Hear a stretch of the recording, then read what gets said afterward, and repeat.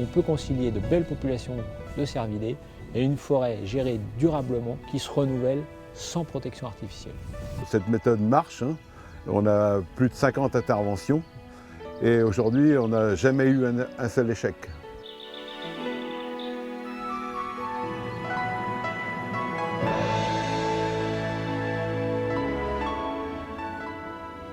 Donc la forêt aujourd'hui en France est un peu à un tournant de son histoire.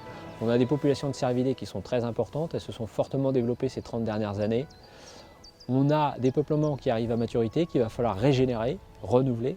Et on a aussi les changements climatiques et des crises sanitaires de plus en plus importantes, des tempêtes, des attaques de scolytes notamment. Pour pallier ces problèmes et pour les anticiper, on a développé une démarche partenariale, chasseurs, forestiers, administration, pour réussir à concilier les intérêts de chacun. Il faut avoir une forêt économiquement viable, tout en maintenant une quantité suffisante d'animaux pour maintenir une chasse durable dans le temps. Alors l'objectif de notre démarche, c'est de réussir à renouveler la forêt, soit de manière artificielle, soit de manière naturelle, sans avoir recours à des protections artificielles. Et tout en maintenant de belles populations de cervidés. La technique, elle fonctionne.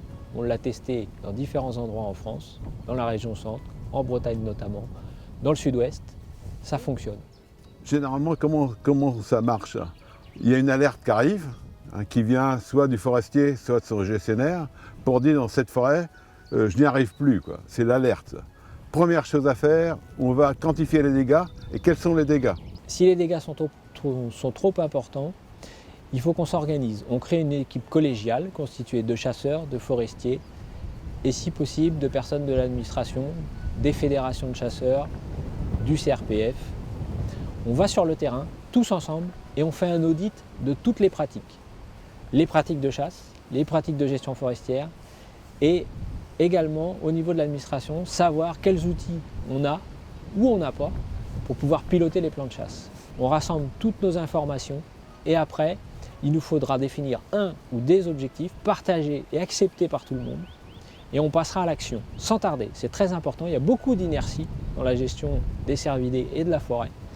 Donc, quand on décide d'un objectif, on décide d'actions à mettre en œuvre qui peuvent être des actions cynégétiques, des actions forestières, des suivis.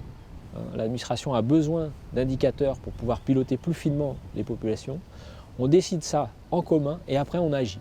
Et il nous faut, dans les cas les plus complexes, avoir recours à ce qu'on a appelé un maître d'œuvre, c'est-à-dire un médiateur, mais un peu plus qu'un médiateur, puisqu'il faut qu'il incite les gens à travailler ensemble, qu'il les encourage. Et donc on vérifie que les actions qu'on a décidées ensemble se déroulent bien et qu'elles portent leurs fruits. Et on redresse le tir s'il y a besoin. Et il faut un animateur, c'est une personne très importante quand les systèmes sont compliqués. Mais dans la plupart des cas, juste l'adjudicataire de la chasse et le propriétaire forestier, bien entouré par un technicien formé, soit de CRPF, de DDT ou de fédération de chasseurs, on peut débloquer la situation très facilement sur le terrain à partir du moment où on décide de parler ensemble et de travailler de manière collégiale. Alors la méthode contient une partie curative tout de suite et une méthode sur le long terme pour que l'équilibre forêt-gibier soit durable dans le temps.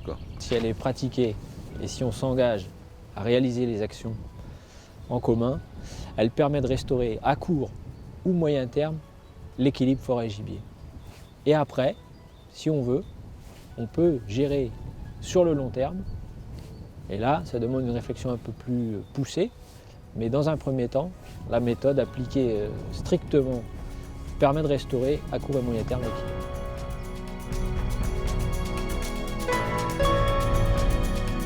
Cette démarche, en fait, on l'a voulu très pragmatique. On donne quelques outils aux chasseurs, aux forestiers pour qu'ils puissent s'en sortir. Il y a des fiches d'inventaire simplifiées de dégâts. Il y a une fiche du diagnostic du déséquilibre forêt-gibier avec des guides pour vous aider à remplir. Donc on a un panel d'outils très simples à mettre en œuvre. Il suffit juste de s'en servir et de travailler de manière collégiale. Nous avons en place un process, il suffit de le respecter, et les outils qui vont avec. Il suffit de les utiliser et ça marche. La méthode, elle fonctionne parce qu'on travaille collectivement, ensemble, sur le terrain. Forestiers et chasseurs, demain, aujourd'hui, doivent devenir des partenaires et arrêter de s'invectiver. Maintenant, il faut se rassembler et travailler ensemble avec des outils simples. On s'engage, on travaille collectivement et ça fonctionnera.